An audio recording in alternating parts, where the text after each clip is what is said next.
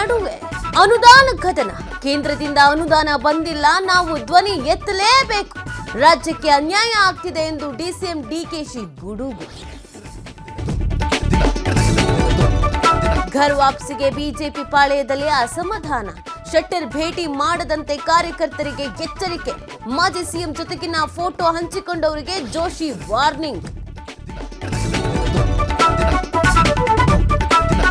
ರಾಜ್ಯ ರಾಜಕೀಯದಲ್ಲಿ ನಿಲ್ಲದ ಕೇಸರಿ ಜಟಾಪಟಿ.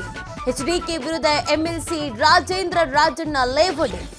ಅಮಿತ್ ಶಾರನ್ನ ನಿಂದಿಸಿದವರೇ ಕೇಸರಿ ಶಾಲು ಹಾಕಿದ್ದಾರೆ ಎಂದು ಕಿಡಿ.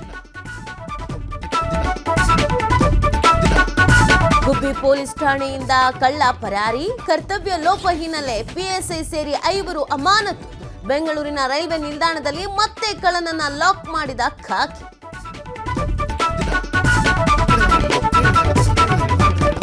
ಕರುನಾಡು ಹೇಳ್ತಾ ಇದೆ, ಸಿದ್ಧಗಂಗಾ ಶ್ರೀಗಳ ಸೇವೆ ಗೌರವಿಸಿ ನಡೆದಾಡುವ ದೇವರಿಗೂ ಭಾರತ ರತ್ನ ಕೊಡಿ.